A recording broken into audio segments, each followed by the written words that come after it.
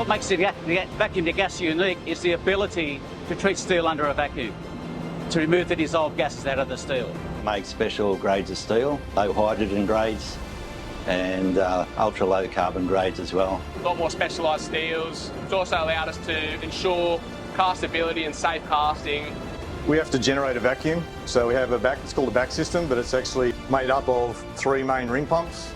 We have a whole heap of steam ejectors and also some condensers, and that actually generates the vacuum in the back system. We can get down to almost perfect vacuum, 1 millibar. It's equivalent to outer atmosphere pressures 50 k's up in the sky where there's very few air particles. 8 levels down to our operations level, and the vessel itself raises up and down. Even though it's 8 stories tall, the whole piece of equipment can raise and lower. And then we'll lower our snorkels in, commence the treatment, and the circulation will commence, and we'll remove gases during that process. We have a lift gas system which actually generates a different pressure in one of the legs in the vessel, and that circulates the steel around this up leg and down the down leg. Makes the steel in the up leg a lot less dense, and that'll commence that circulation process. A treatment can be anywhere from 15 minutes to 40 minutes. At the end of the treatment, we'll confirm that we've got the right temperature, chemistry again by sampling, and hydrogen as well if we need to. We also then have an alloy system.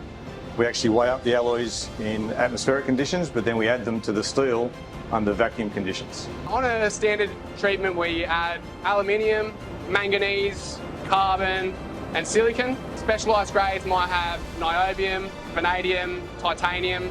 Well, these specialty steels have a wide range of end uses.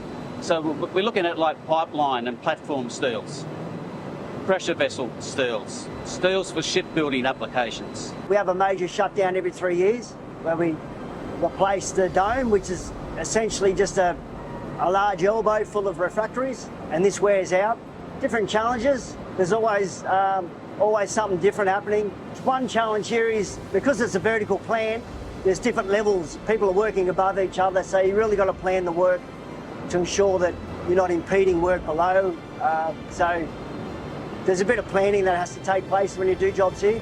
Started in 1979, around the same time as when we transitioned from casting ingots into a slab casting format.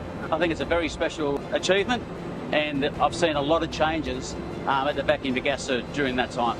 Improvements in reliability through refractories and the maintenance part of it. It's improved a lot over the years. Each day is different in one way or another, so that's what brings me back. Water temperatures and pressures, it changes under vacuum, so it's just a different place to work, and it's very, very interesting. 45 years since it started, so yeah, that's a pretty big deal.